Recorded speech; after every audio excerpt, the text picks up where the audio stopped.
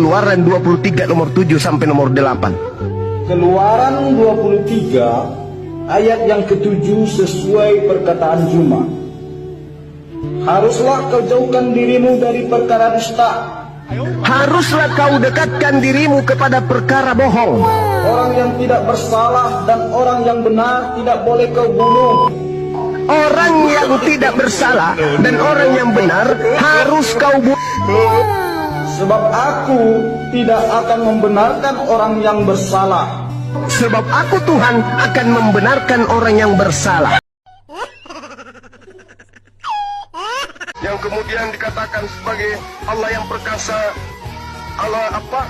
Allah yang kekal. Siapakah dia? Itu sudah pasti bukan Yesus, melainkan dia yang kita peringati hari kelahirannya, baginda Rasulullah Muhammad sallallahu alaihi wasallam.